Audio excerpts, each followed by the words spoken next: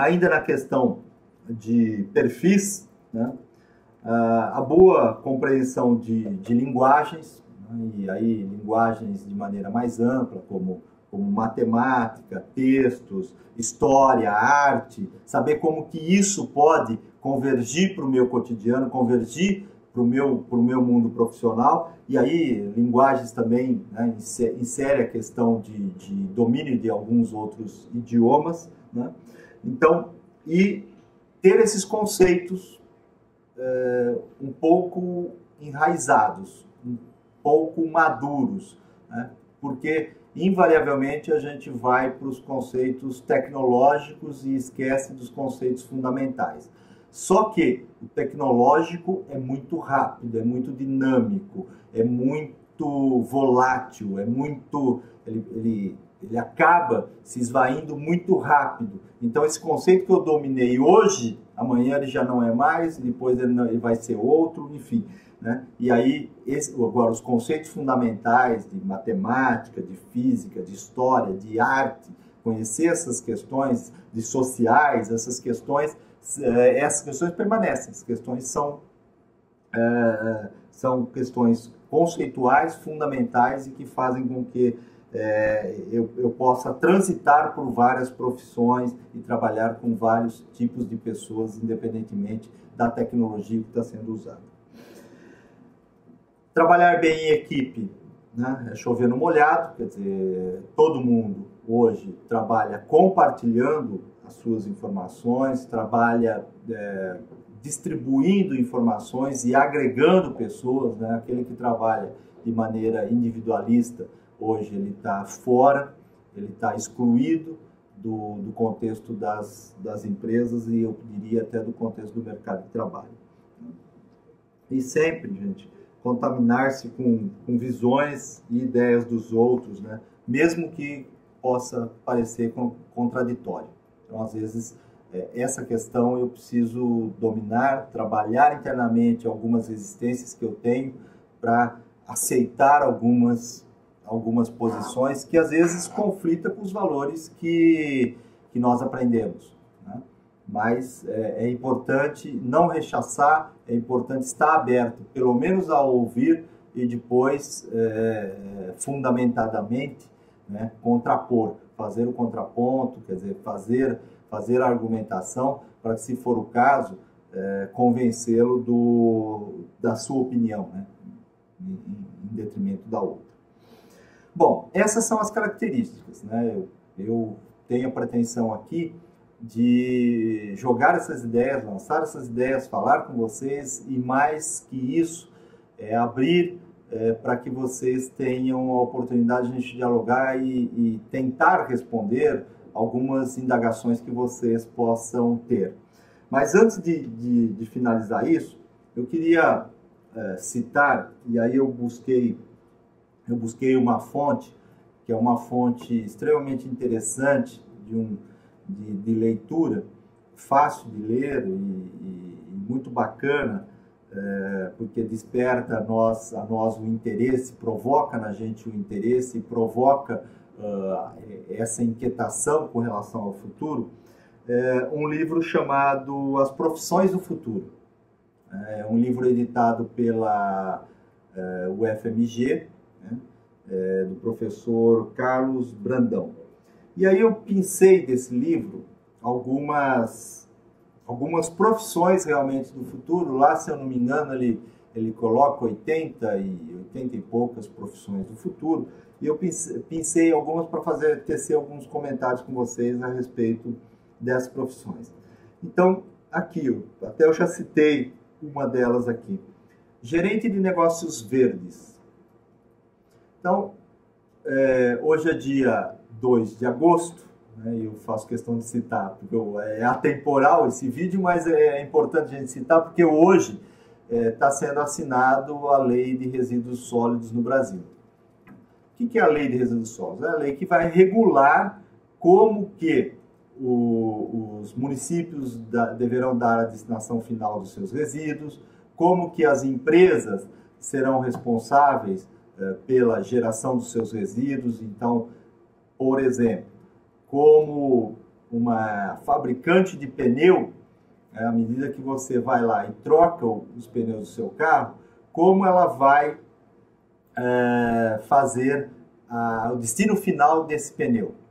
Né? Então, essa lei está dizendo isso. E aí, você vai precisar realmente de gerentes que enxerguem isso, que trabalhem essas questões. Né? Um pneu, se a gente colocar ele na natureza, ele é infinito, ele nunca vai se dissolver.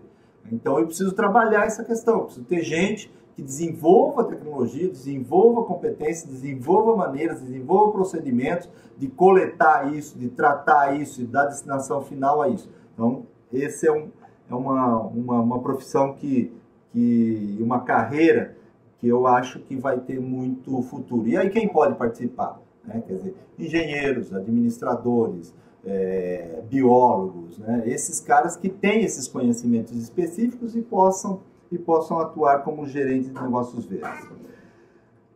Administrador de comunidades e tarefas virtuais. Isso é uma coisa que não existia a comunidade virtual. Né? Quer dizer, quanto tempo tem o Twitter? Né? 2 anos? Né? O Orkut, Facebook, um pouco mais, mas você tem que ter uma estrutura por trás, você tem que ter gente pensando nisso e gente que trabalha com essas questões. Então, são oportunidades. Aí serve tanto para o cara de administração, que tem a administração, tem os conceitos de administração e trabalha com a tecnologia a seu favor. Trabalha com uma especialização em tecnologia e que pode atuar nessa área. Assim como recicladores e gestores de fluxos e resíduos sólidos. Então, de novo, o exemplo que eu dei no gerente de negócios verdes. Né? Então, você vai ter toda uma estrutura vindo por trás para respaldar essa nova legislação e essa nova obrigação que as empresas, e não só empresas, o poder público também vai ser obrigado, né? Lógico que tem um tempo de maturação, tem um tempo de adequação da lei, mas isso, o mundo inteiro está pensando nisso. Atores e escritores virtuais. Cada vez mais, essa conectividade virtual, essa relação que nós estamos tendo aqui nesse momento, ela será do nosso cotidiano. E aí se cria também mecanismos para utilizar isso. O que é feito de maneira presencial pode ser feito de maneira virtual. Então, por que eu não posso assistir uma peça virtualmente? Só que aí eu tenho que ter todo um preparo, né, tem que ter todo um desenvolvimento dessa nova atividade, nessa nova profissão, que é diferente da televisão, que é diferente de qualquer outra da mídia presencial, do teatro, é diferente o posicionamento, é diferente a forma, é diferente como a gente fala, é diferente a conexão, a lida com a tecnologia, né? Uma questão que cada vez também me chamou muita atenção, especialista em aromas. Isso já deve existir, né? Mas cada vez mais, e aí também, indo para o nosso cotidiano, esse final de semana, assistindo aí esses canais abertos de televisão, passou a questão de uma reportagem de como o homem está consumindo produtos de beleza. Então, cada vez mais, você vai ter especialista em gosto, né? Especialista em aromas, cheiro, especialistas em costumes, como que eu faço e qual o meu comportamento para comprar algo. Tem gente que vai estudar isso, que vai estudar o meu comportamento na hora da compra e vai induzir eu a comprar mais. Então, só que você precisa se preparar para isso, né?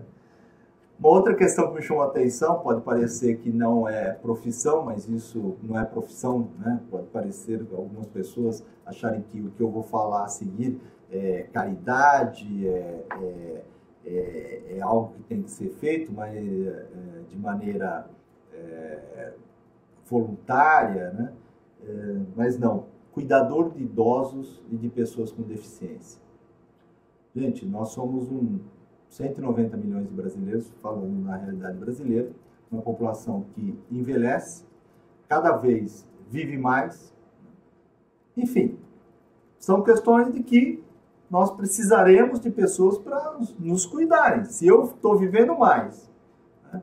E aí, ainda bem, né? Eu tenho os fatores também positivos, a gente vive mais, mas também a gente está aumentando a nossa renda, então isso pode ser uma oportunidade, né? Quer dizer, de negócio, uma oportunidade de carreira, para as pessoas se especializarem nisso, em geriatria, quer dizer, não a geriatria da medicina, mas a questão geriatria genérica, para que eu cuide dos idosos e das pessoas com deficiência, né? Nós necessitaremos dessa questão.